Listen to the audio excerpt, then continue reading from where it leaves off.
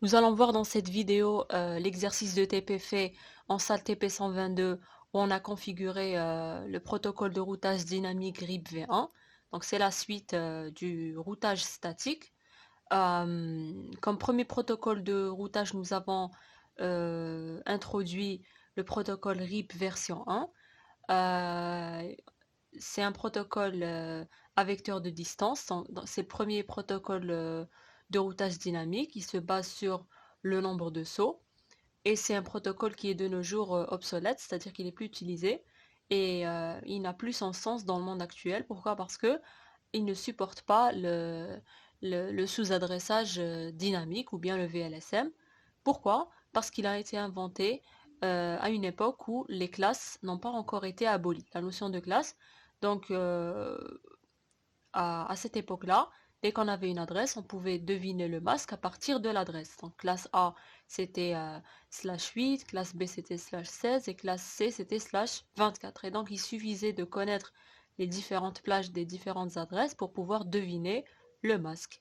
Et en RIP V1, au niveau de l'échange des messages de routage, on spécifiait jamais le masque. Il n'y avait pas un champ masque au niveau du message RIP V1 et donc on devinait le masque via l'adresse.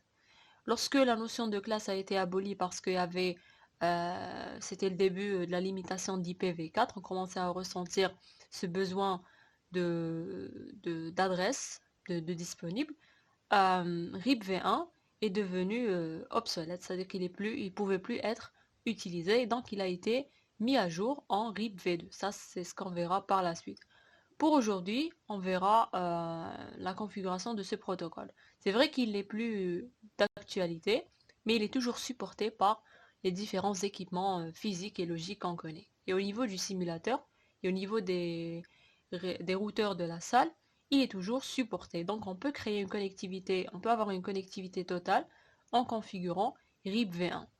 L'idée avec RIP, donc c'est vrai que c'est un protocole, même RIP V2 pour de nos jours, c'est pas un protocole qui est très utilisé, mais c'est un protocole où on peut facilement comprendre la notion de protocole de routage dynamique. On peut facilement comprendre cette notion de routage dynamique parce que la métrique elle est assez simple et c'est pas assez complexe comme les protocoles qui ont suivi RIP. Et RIP c'est le premier et c'est bien de toujours l'introduire lorsqu'on étudie le routage dynamique. Alors, du moment que RIP V1 ne supporte pas la notion de sous-adressage, de VLSM, on a opté pour des adresses de classe. Vous remarquez que j'ai donné des adresses /24. Il ne supporte pas les sous-réseaux.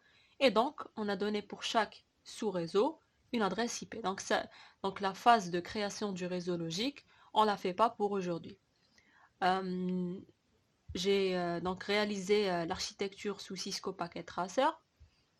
Donc nous avons au niveau du moment que le TP il est assez facile, donc on verra par la suite que la configuration du routage dynamique est beaucoup plus aisée par rapport à la configuration du routage statique, où il y a beaucoup de lignes à ajouter, où il ne faut pas se tromper, etc. On voulait faire en sorte que toute la salle puisse communiquer entre elles. Donc c'était ça le petit challenge en TP. Du moment que c'était facile, on a décidé de tout interconnecter entre eux. Donc l'armoire 1 est reliée à la 2, la 2. Donc au niveau de l'armoire 1 et 6, on a les 4 PC. Au niveau des autres armoires, on a uniquement les routeurs qui sont exploités. Et on a aussi utilisé tous les câbles croisés de la salle. Donc pour rappel, les câbles croisés sont au niveau de l'armoire de brassage de la salle et non pas au niveau des armoires de brassage des tables. Il fallait créer toutes les connectivités possibles. Donc c'était ça le petit travail à faire. Et l'objectif derrière, bien évidemment, c'est de permettre à l'étudiant de se familiariser avec l'équipement réseau et aussi d'être apte à créer des architectures assez complexes en peu de temps et aussi de se familiariser avec la salle, avec l'armoire de brassage de la salle, les différentes connexions à faire au niveau des ports jaunes, verts, etc. Donc, si vous voulez avoir plus de détails concernant euh, la façon de connecter les différentes armoires entre elles, il faut voir la vidéo où je présente la salle de TP122. Alors, on revient au TP. L'architecture réseau est faite. Le plan d'adressage est défini. On a 13 sous-réseaux. On a 11 sous-réseaux point à point. Et on a 2 réseaux locaux. Donc l'idée c'est que ces 2 réseaux locaux puissent communiquer entre eux. Ils sont vraiment distants. Il y a 12 routeurs qui les séparent. Et donc ce sont des réseaux distants. Et sans routage, on n'aurait pas la possibilité de faire en sorte que ces PC puissent communiquer avec les PC du sous-réseau 13, le sous-réseau 1 avec le sous-réseau 13. Donc on passe directement à l'étape de configuration des équipements terminaux et les équipements intermédiaires. Donc pour chaque sous-réseau, donc sous-réseau 1 on a 1.0, sous-réseau 2 on a 2.0. Donc en général sous-réseau X on a X.0. Donc ça facilite aussi l'attribution d'adresse IP. Alors on commence par les équipements terminaux ici. Alors on va saisir l'adresse. Donc 192.168 par exemple .1.1. Et le masque, regardez, on va le garder. C'est un /24, c'est le masque de classe. Pour RIP-v1, on va le garder.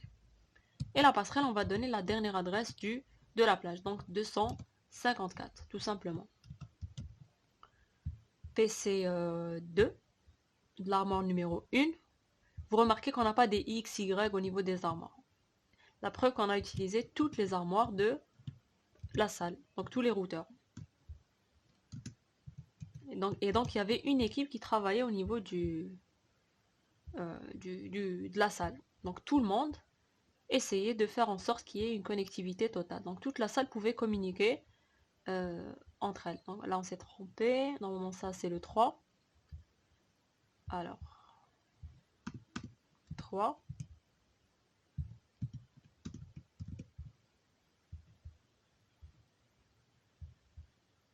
Un, 2, 3 c'est fait et 4.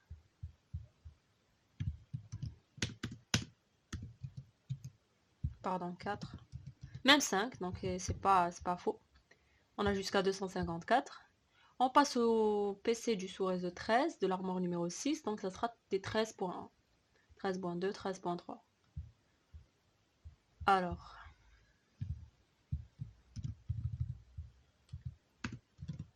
13.1 et 13.254. PC2, l'armoire numéro 6, donc 13.2. Même passerelle et bien sûr même masque pour tous les PC du même réseau local. 3 et 4.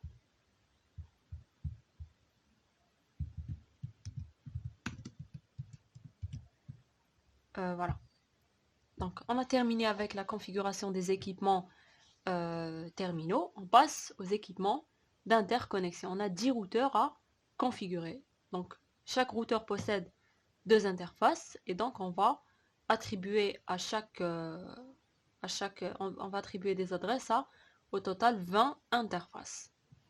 Alors on peut le faire soit en console entre PC et routeur, donc c'est ce qui est fait en salle, soit au niveau du CLI du routeur, soit de manière graphique. Pour rappel, il y a toujours 3 méthodes pour configurer les interfaces d'un routeur. Donc en console, ici, je branche en console, je vais à terminal et j'ai le terminal du routeur.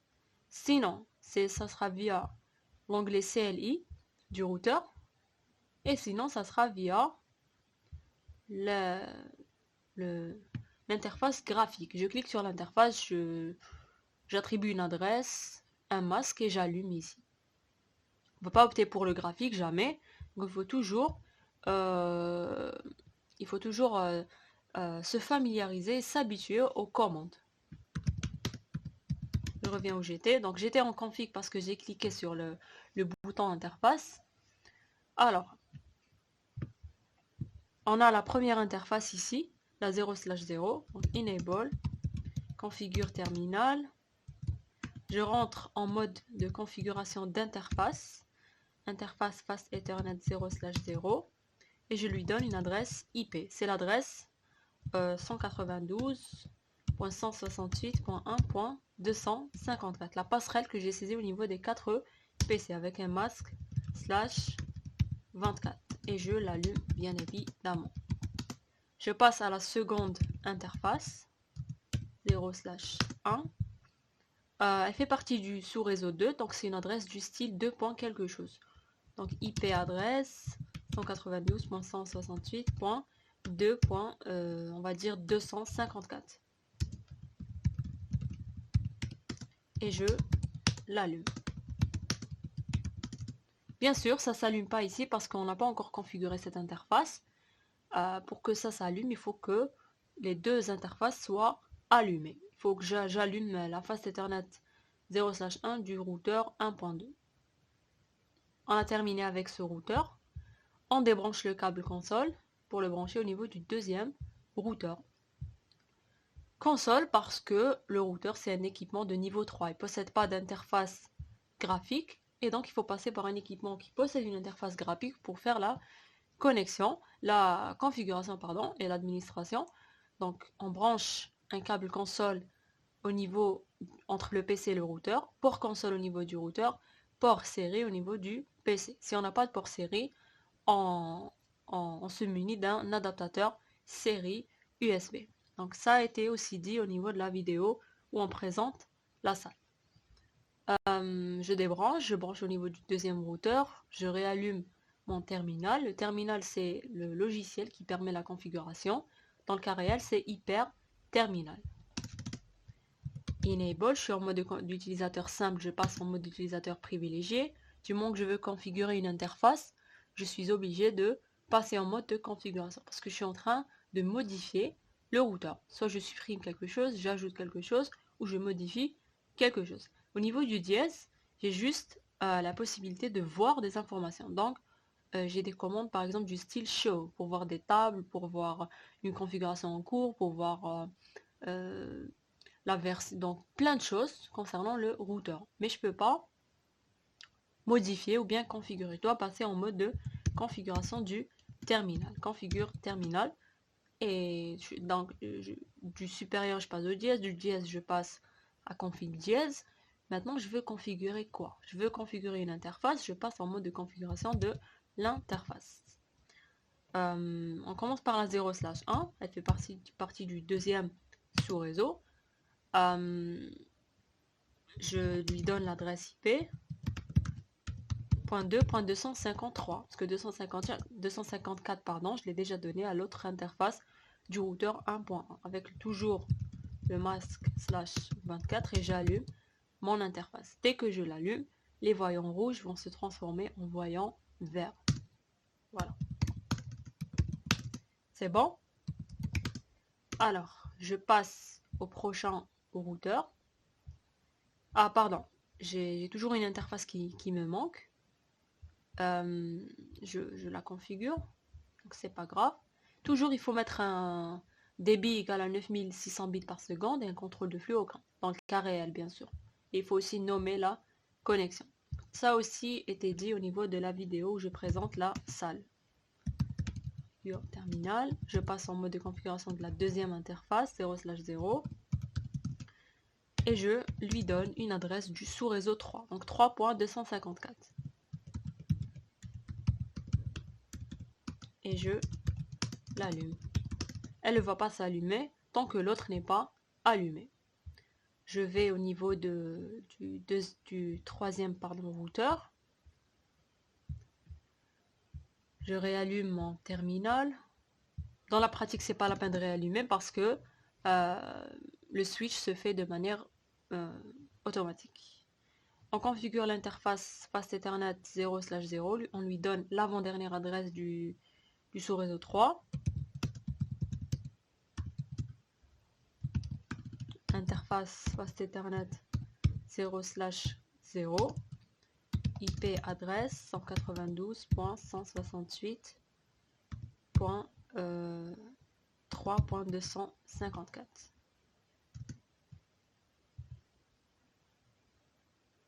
253 normalement. Parce que je n'ai pas... J'ai donné à l'autre interface. C'est bon. Je vais juste vérifier quelque chose.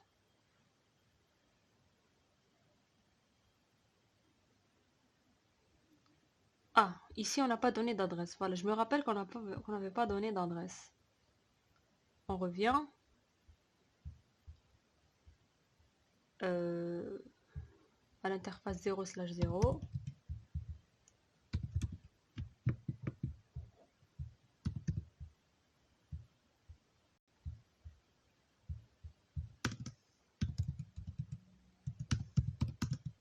IP adresse.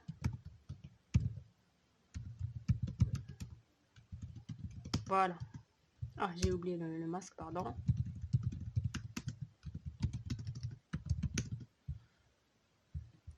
Je vais juste revérifier. Donc, c'est bon pour les deux. Voilà, très bien. Il nous manque maintenant l'autre. On rebranche en console, pardon, ici. Et on ouvre le terminal. On configure l'interface 0/1. On lui donne une adresse du sous-réseau numéro 4, donc 192.168.4.254 avec un masque /24 et on l'allume. On a terminé avec ce routeur. Donc ça s'allume pas parce que l'autre n'est pas encore allumé. Terminal, pardon. On peut aussi taper les commandes en abrégé, interface, donc INT au lieu d'interface, FA au lieu de face Ethernet. On va juste voir laquelle maintenant, donc la 0/1 IP adresse .4.253, l'avant-dernière. Bien qu'on peut donner ce qu'on veut. Ça s'allume. On passe en mode de configuration de la deuxième interface, à la 0/0 qui fait partie du sous-réseau 5, donc 192.168.5.254 avec un masque /24 et on l'allume. C'est bon. On peut voir aussi les configs qu'on a faites via la commande show running config. Regardez les adresses qu'on a attribuées aux deux interfaces. Donc ça c'était en plus une parenthèse. On passe maintenant à la configuration du 5e routeur. On réouvre le terminal. Enable, configure terminal, interface face Ethernet 0/0, l'avant-dernière adresse du sous-réseau 5, 92.168.5.253, masque /24 et on allume. On bascule en mode de configuration de la prochaine interface, l'autre, la 0/1 qui fait partie du sous-réseau numéro 6. Donc il aura pour adresse 192.168.6.254, toujours le même masque, et on l'allume bien sûr. On a terminé avec le 5e routeur. On passe au 6e routeur. On réouvre le terminal. Enable, configure terminal, interface Fast Ethernet 0/1, l'avant-dernière adresse du sous-réseau 6, 192.168.6.253 et le masque, j'oublie toujours, et on allume. Ça s'allume ici, vous avez vu que les voyants rouges ont basculé du rouge vers le vert. On configure la prochaine interface. Elle fait partie du sous-réseau 7, donc ça sera 192.168.7.254, masque /24. et on l'allume. On configure, c'est bon, on a terminé avec le 6e routeur. On passe au 7e routeur. Donc c'est ce qui se fait en pratique. Il faut quitter au niveau du simulateur, mais sinon en réel, c'est pas la peine. Enable, configure terminal. Donc on a l'interface Fast Ethernet 0/0 qui fait partie du 7e sous-réseau. On va lui donner l'avant-dernière, parce que la dernière, on l'a donnée à l'autre interface. 168.7.253/24 pour le masque et on allume. Cette fois, ça va s'allumer. On configure l'autre interface, la 0/1. Elle fait partie du 8e sous-réseau. 8.254 et on l'allume. No shutdown. On a terminé avec le 7e routeur. On passe au 8e.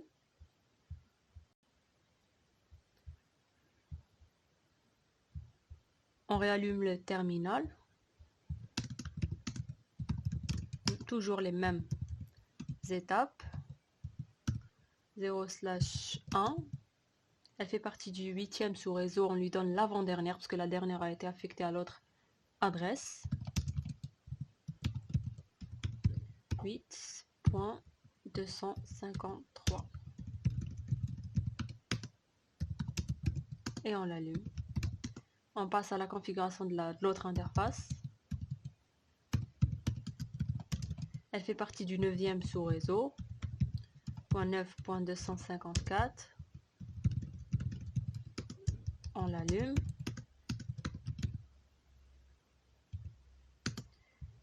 On continue avec le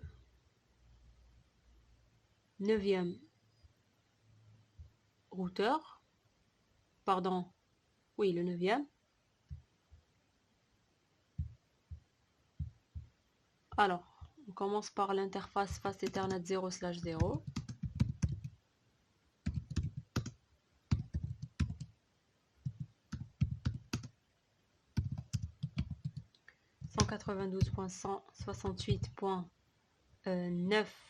.9.253 parce qu'on a déjà donné 254 et on l'allume.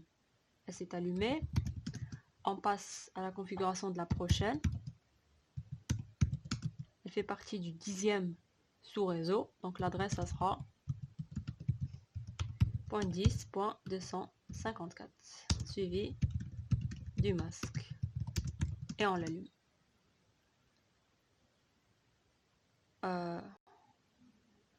Voilà.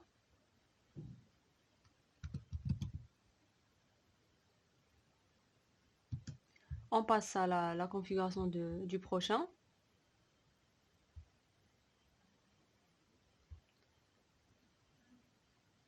On débranche.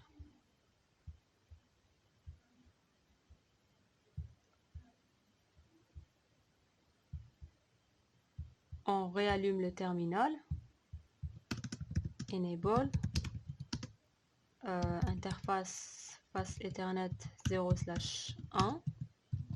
On lui donne l'adresse IP 10.254, l'avant-dernière.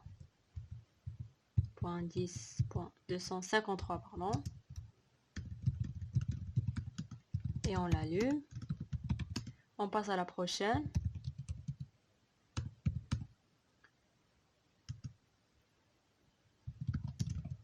Elle fait partie du 11e sous-réseau. 11.254. Le masque, je l'avais oublié. Et no shutdown. Donc ça s'allume peut-être parce qu'il y a les interfaces ici qui sont allumées, je pense. On va vérifier ça. Voilà, elles sont allumées alors qu'il n'y a pas d'adresse IP qui est configurée. on va voir au niveau des autres. Donc par défaut, normalement, c'est pas allumé. Regardez, même celle-là, elle est toujours cochée, alors qu'il faut pas. C'est pas grave. Donc là, on a terminé la configuration, normalement. C'est bon. On branche au niveau du 6, 7, 8, 9, 10, 11e routeur. On quitte le terminal. On réallume le terminal. End. Voilà, donc ça a été dans un mode de configuration d'interface parce que j'avais cliqué sur les boutons, c'est tout. Alors, enable, configure terminal, interface fast Ethernet 0/0, IP adresse le 11e sous-réseau l'avant-dernière. Masque /24. Et on l'allume. On bascule vers la configuration de la prochaine. 0/1, 12e sous-réseau, .12.254 et on l'allume. Et on termine par le 12e routeur. Donc au niveau de la salle, nous avons 6 armoires, où au niveau de chaque armoire, nous avons 2 routeurs, et donc c'est pour ça qu'on a 12 routeurs à configurer. Donc chaque groupe d'étudiants configure sa partie. Donc c'est ce qu'on avait fait. Et puis à la fin, ils avaient les adresses disponibles, et à la fin, ils essayent de faire les différents pings. Et dès qu'il y a un tronçon où ça ne marche pas, on remarque que la table de routage n'arrive pas à se remplir. Alors, on configure ces deux interfaces. Là, on commence par la 0/1. Avant-dernière adresse du sous-réseau 12.12.253. No shutdown. Et on termine par la dernière interface. 0/0. Elle fait partie du sous-réseau numéro 13. C'est la passerelle qu'on a donnée au PC. .13.254.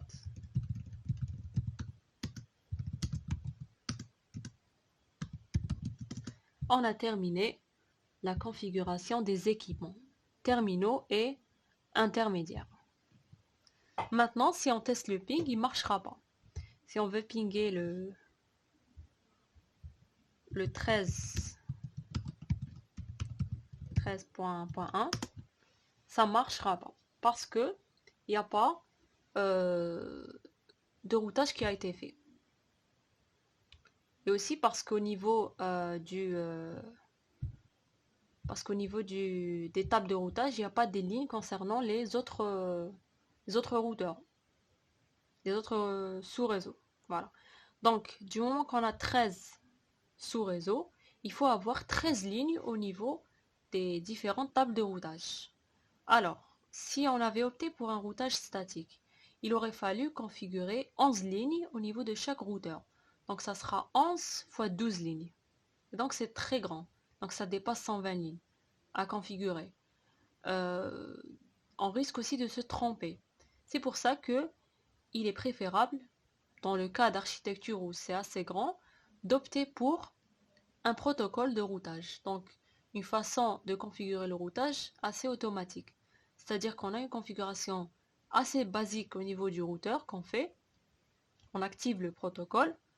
Et puis, il y aura un échange de messages entre les routeurs. Donc, c'est ça la petite vulnérabilité. C'est que l'échange de messages, il va faire en sorte que qu'il n'y ait pas un côté assez confidentiel. C'est-à-dire qu'un attaquant ou bien quelqu'un qui est en train d'entendre au niveau d'écouter le réseau, il peut récupérer des paquets RIP qui sont échangés entre les routeurs, et donc il peut aussi déduire les tables de routage à partir des messages qu'il écoute. C'est pour ça que le routage statique il est plus sécurisé, parce que la configuration elle est au niveau du routeur. Et elle est saisie une fois seulement, et il n'y a pas aussi les messages RIP qui apparaissent, qui sont échangés de manière périodique entre les routeurs.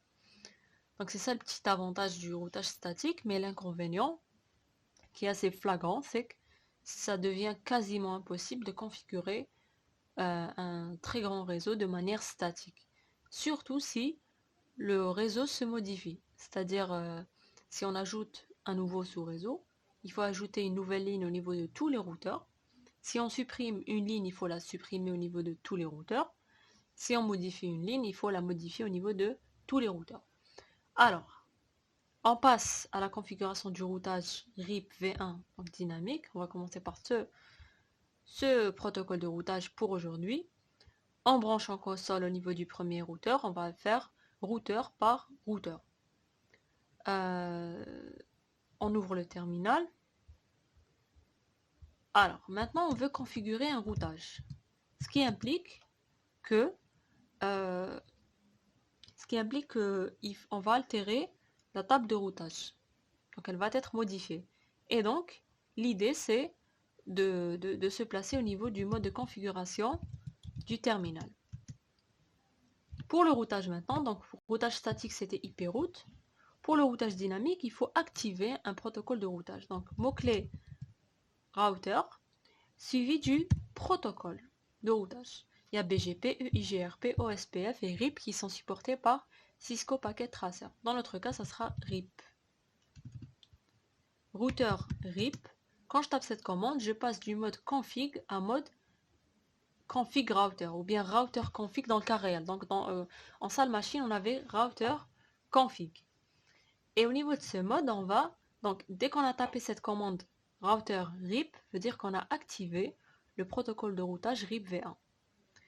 Et l'idée derrière la configuration de RIP V1, c'est l'annonce de réseaux. On va annoncer les réseaux qui nous sont directement connectés, tout simplement. Donc via la commande network, les réseaux qui nous sont directement connectés. Pour le routeur 1.1, c'est les sous-réseaux, c'est les réseaux 1 et 2 qui sont reliés à ce routeur. Donc 192.168.1.0, tout simplement, saisit rien du tout en plus, et le 2. C'est tout ce qu'il faut faire au niveau de la configuration basique de RIP. Donc dès qu'on fait ça, c'est terminé. Il suffit juste de continuer à configurer les autres routeurs et d'activer RIP et d'annoncer les réseaux qui sont directement connectés. Donc ça, c'est la configuration basique. Maintenant, quand j'active RIP et j'annonce mes réseaux, par défaut, ce qui va se passer, c'est la formation de messages RIP qui vont être envoyés au niveau de toutes les interfaces activées du routeur. Si c'est envoyé au niveau de l'autre routeur, il n'y a aucun problème. Maintenant, si on l'envoie au niveau du LAN, c'est vrai que ça ne va pas créer de problème, mais il y aura des messages RIP inutiles qui vont circuler au niveau du LAN.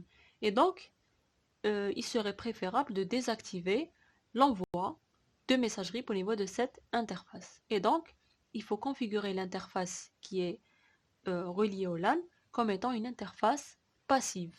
Et ça sera via la commande passive interface avec un tiré du 6 entre eux, le nom de l'interface et le numéro de l'interface. Tout simplement. Je passe à l'autre routeur. Donc je débranche, pardon. Ou bien on peut utiliser le CLI. On va utiliser le CLI cette fois-ci.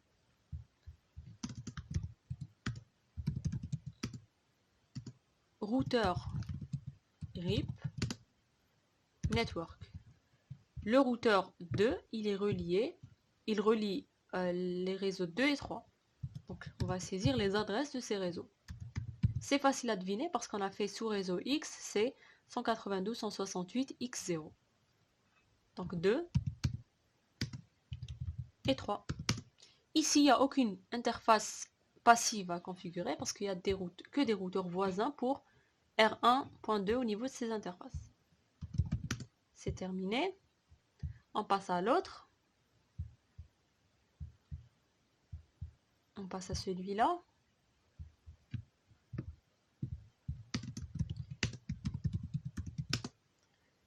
Routeur RIP.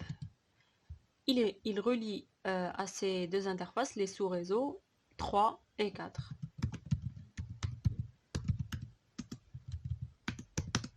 Vous voyez que c'est extrêmement plus simple de configurer le routage dynamique par rapport au routage statique. Au niveau du routage dynamique, on s'intéresse au réseau qu'on connaît.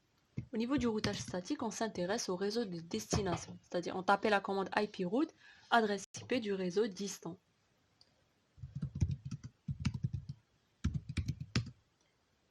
Routeur RIP, network 192.168. Maintenant, il relie les réseaux 4 et 5. 4.0 et 5.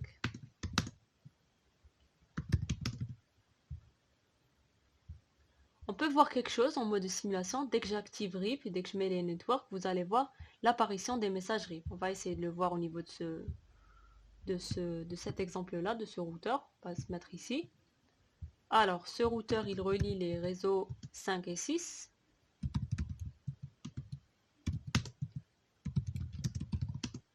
Regardez, dès que je fais network.5.0, regardez, on a un message qui est formé ici. C'est un message RIP V1. Voilà, RIP V1. On a les réseaux, le next hop, les métriques, etc. Voilà. On a plusieurs informations concernant euh, les informations qu'on veut envoyer. Donc, en RIP V1, par défaut, on envoie la totalité de la table de routage à ses voisins. Et on verra par la suite que c'est un inconvénient aussi. Et on envoie les messages en utilisant l'adresse de broadcast en RIP V1. Et on verra aussi que ça a été corrigé au niveau de RIP V2 en utilisant une adresse de multicast. Le réseau 5 et le réseau 6. Apparition d'autres messages. Voilà. On revient en real time. C'était juste pour voir. Mais sinon, on peut aussi aller étape par étape, décortiquer les messages envoyés et reçus, etc. Donc ça permet aussi de mieux comprendre comment fonctionne RIP. Routeur RIP, il relie les réseaux 6 et 7.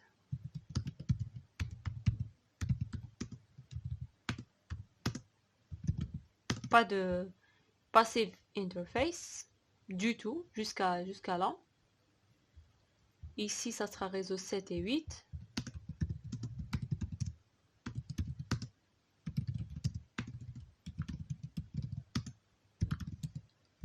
« 192.168.7.0 et 8.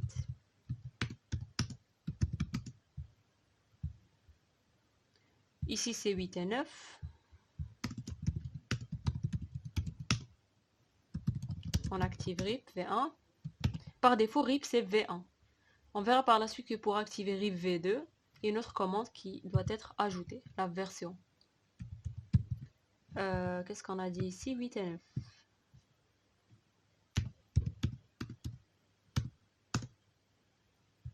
J'ai oublié le mot-clé network. N9. On passe à ce routeur qui, à son niveau, sont reliés les réseaux 9 et 10.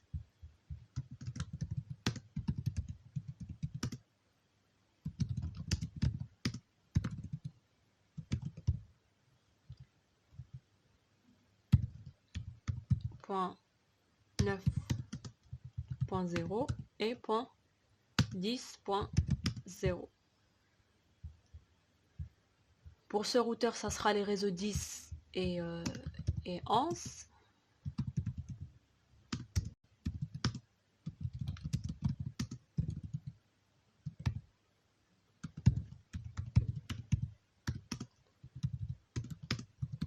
Pas de passive interface. Ici, ça sera 11 et 12.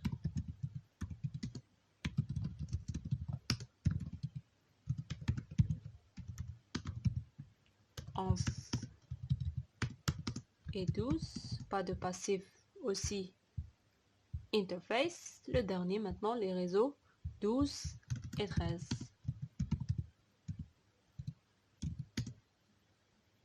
On active RIP. les réseaux 12, 12.0 et 13.0. Maintenant, on a un LAN qui est relié au niveau de l'interface de ce routeur via l'interface. Donc l'interface est 0/0, donc elle doit être en passive. C'est optionnel, mais c'est mieux quand même. Donc même si on le fait pas, c'est pas faux. Ça va pas créer un routage qui sera pas fonctionnel si on veut. On a terminé. Donc normalement au niveau de nos tables de routage, on est censé avoir plusieurs lignes. Show IP route. Regardez ce qu'on a. On a plusieurs lignes qui sont configurées.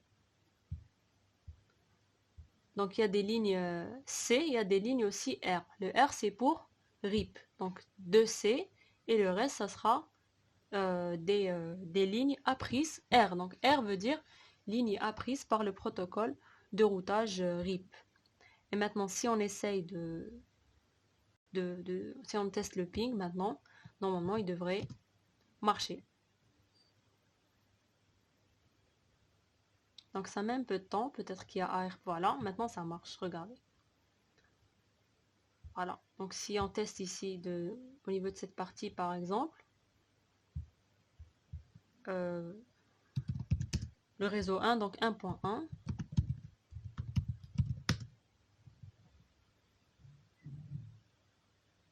il y a ARP, voilà, ça marche.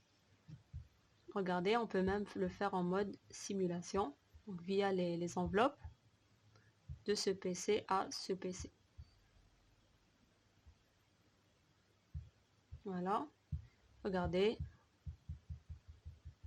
le message arrive, il y a le reply qui revient.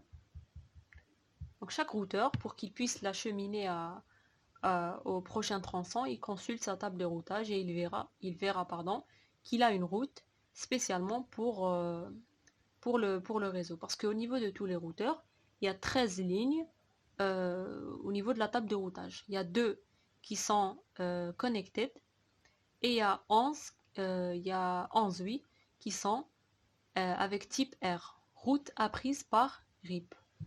Et donc, ce qu'on remarque, c'est que c'est une configuration qui est beaucoup plus simplifiée par rapport au routage statique. Donc, on ne va pas dire que le routage statique n'est pas bon. Il y a parfois des cas où c'est mieux d'opter pour un routage statique, surtout si on a un réseau qui est petit et qui ne change pas trop dans le temps. Pour un réseau qui est grand, il faut opter pour un protocole de routage. Le problème avec RIP, c'est que la métrique, c'est le nombre de sauts. C'est une métrique qui n'est pas assez convaincante, donc on peut emprunter un chemin avec beaucoup de sauts, mais qui est plus rapide en termes de débit ou bien en termes de fiabilité, etc. Et donc le nombre de sauts, ce n'est pas une métrique qui peut valoriser une route par rapport à une autre. Néanmoins, c'est la meilleure façon de comprendre cette notion de routage dynamique. Et le problème aussi avec RIP, c'est qu'on ne peut pas dépasser 15 routeurs. Donc si on avait ici 17 routeurs, ça n'aurait pas marché. C'est pour ça qu'il faut opter de nos jours, bien évidemment, le protocole qui est le plus en vogue, c'est le protocole OSPF qu'on aura l'occasion de découvrir prochainement.